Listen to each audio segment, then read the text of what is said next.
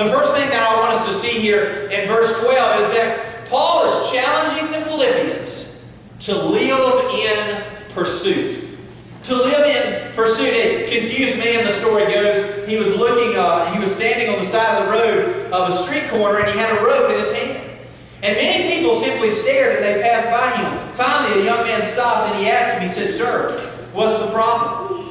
The man says, "Well, I'm not quite sure. I can't remember whether I found some rope or if I lost my horse." You see, we've got a lot of people in our churches today that are that way. They say, "Well, I've got this rope in my hand and I don't know if I lost my horse or if I found some rope." They don't know which way they're going, which direction. You see, every one of you this morning are chasing something. You're in pursuit of something. It may be consciously, it may be subconsciously, but we're all chasing after a goal. Maybe you're here this morning and you're a student. Guess what you're looking forward to? The end of school, 2 weeks away. And boy, you can't wait. You are in pursuit of that. Oh, if I can just get through these next 2 weeks. Maybe you're an adult here this morning, and I know many of you, see different postings on Facebook and different comments. You look forward to Friday every week. Oh, I can't wait till Friday. Oh, Friday's coming, whether it's payday or if it's day off or it's the weekend. I can't wait till that day is coming. But some people are involved in maybe what you would say more important or higher pursuits in life. Maybe they say, "You know what, I won't rest until this takes place." Maybe it's till my neighbor comes to know Jesus. Maybe you say, "I won't rest until my son or daughter comes to know the Lord." You see, we're all in pursuit of something. We're going to have small group this week, and I encourage you to be a part of that. The questions you'll see are in your bulletin. And those are the questions that we're going to talk about this week. And one of the questions on there says, are your pursuits and dreams the American dream? Or are they more like Paul's pursuits and dreams, and that people will know Jesus Christ? You see, we're all in pursuit of something. But you see, in order to pursue something, you have to know where you're going. I had a teacher in high school, one of my favorite teachers, his name was Mr. Broadhead, and he would always say this, and pay attention. He would say, "No matter where you are, you're there." No matter where you're at, you're there. You see, in life, you're somewhere. And wherever you're at, you're there, and you're going somewhere else. And Paul has challenged these Philippians. Listen, you had a past that was filled with wealth and joy. But listen, your future is so much better. You see, in your life, you need to know where you're going. Paul refers to them in this verse 12 as to the race of life. He used, there's a lot of Greek background in what Paul was involved in. And of course, from the Greeks, we get the Olympics. And so he was always talking about this race and this dream of pursuing something. And he told them the race of life is not over. You see, many people in our world today, maybe even you this morning, you have resigned to be content right where you're at. You say, "Look, in my life, I've got a nice house. I've got a good car. I've got my family's okay. So I'm just going to be content right where I'm at." Paul is challenging these people. Listen, it doesn't matter if you're 25 or 95. God still has something in store for you. That's why you're still here. And so in your life, you need to set your eyes, as Paul says, on the prize of Jesus Christ and keep saying, "God, what is it more that you have for me in my life?" Paul says, hey, continue the race. Keep looking forward. Don't be content with where you're at. Paul urges them to continue the course, to press on. I looked up the word in the original language of Greek, press on, and it means to pursue, like a hunter pursues its catch. Many of you may be deer hunters.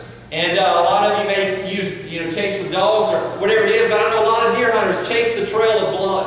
If they shoot maybe with the bow and arrow and they see that blood trail, they begin to chase it and they pursue it because they know that if they don't get to it in time, somebody else may get their deer, or maybe something will happen and they won't be able to find it. Maybe it'll get too dark, but they pursue it and they're after it. I also was thinking about this as well. Have any of you seen on the Discovery Channel where the gazelle's out there and he's prancing around, and then here comes the big lion, and then there's this chase, and almost always they show where the gazelle gets eaten. I don't like that. I want to see one day where the gazelle just outruns the lion and then turns around and laughs in his face. Don't you want to see that? One day where the gazelle wins instead of the lion? You see, this is what Paul is trying to get across here, is that, hey, look, when you're pressing toward that goal, you are pursuing it like a lion pursues a gazelle. You say, there is nothing that will stop me from accomplishing that. Dave Ramsey talks about financial money makeovers, and he says that in order for us to accomplish financial independence, what we've got to do is we have got to pursue our death with gazelle-like intensity. And boy, that puts a thought in your mind, doesn't it? When you know that something is chasing after you like the gazelle and the lion, you'll do anything it takes to get away from that lion. In your life, in the pursuit of whatever it is that you're trying to accomplish, are you pursuing it and with gazelle-like intensity? Paul is trying to get that thought across in their minds. He references, there's a reference in Song of Solomon chapter 1 and verse 4. It says, "Draw me after you and let us run together." The picture is of the husband and the wife and the love relationship that they have. It says, let us run together. You see, that's what Jesus wants to do in your life. That's what He wants to do in my life. Is He says, hey, look, let's get arm in arm together and let's run together. That's why Paul says here, lay hold of Jesus like He laid hold of you. Paul's encouraging them to press on together with Jesus, to take a tight hold of, or to make it your own. I talked about owning your faith this morning. And taking hold of that and making it your own, making it a pursuit of what really matters. You see, many of us this morning really need to take a look at what we're pursuing. Many of you may say, you know, I really don't have a goal. I don't have an objective in mind. Some of you hopefully say, you know, I want to read the Bible all the way through this year. Some of you may say, well, I want to lead one person to Christ this year. You see, the Bible says we ought to often examine ourselves and see what our goal is in our Christian walk. Paul says in 1 Corinthians 13:5, test yourselves to see if you're in the faith. Examine yourselves. You see, Paul is challenging us to look and see, what direction am I going? Am I just wandering around in circles with nowhere to go? Or am I really pursuing after something that matters? You see, James chapter 1 verse 3 says, knowing that the testing of your faith produces endurance. You say, well, there's something I want to accomplish, but I don't know if I'll ever be able to do it. Well, James says that when you test your faith, it produces endurance. You'll be able to accomplish that when you walk with Jesus hand in hand. Casting Crowns writes a song, and it says, like Jesus is holding on to me. It says, I'm not holding on to you, but you're holding on to me. Jesus has you, if you're a child of God, in the palm of His hand. You know that song as a child we sing, He's got the whole world in His hand. Jesus has you in His hand.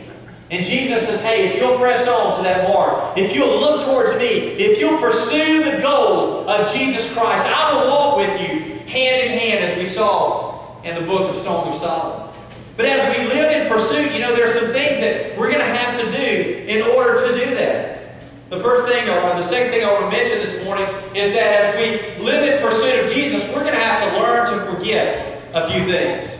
I was traveling a few years ago, and I was in the big city of Memphis, Tennessee. And I was in the airport, and you know, Memphis, if you've never been there, they're famous for their hot dogs and their barbecue and their sausage dogs.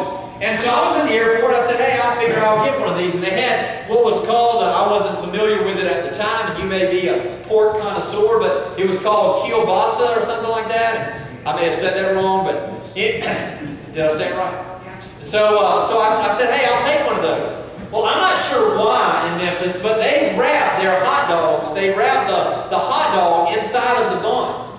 I didn't know that. And so I got my hot dog and I'm eating it and I'm thinking, man, this tastes weird. You know, why would anybody eat something that tastes this gross? It was real papery and real coarse. And eating it, I'm thinking, you know, I'm sitting in the airport, I don't know anybody there. I'm just eating, I'm thinking, this is gross. I can't believe I paid $6 for this. And then I looked and I noticed that the wrapper was still on the hot dog. And I'm halfway through this kielbasa or whatever it is, and I realized no wonder it's not any good. I forgot to take the wrapper off. You see, I think a lot of us in life are that way. We're at a point where we say, you know what, I thought life would be a lot better than this. Maybe you forgot to take something off. Maybe there's something in your life that you need to forget, that you need to let go of. You see, in our life, we need to forget some things. Now, I don't recommend forgetting to take off the wrapper of your kielbasa dog, but I do recommend in your life sometimes we need to forget. You see, sometimes forgetting is a bad thing, but sometimes forgetting is a pretty good thing. Paul is telling them here, forget what is behind. In verse 13, he says, brethren, I do not count myself to have apprehended, but one thing I do, forgetting those things which are behind, and reaching forward to those things which are ahead. Luke chapter 9 and verse 62 The Bible says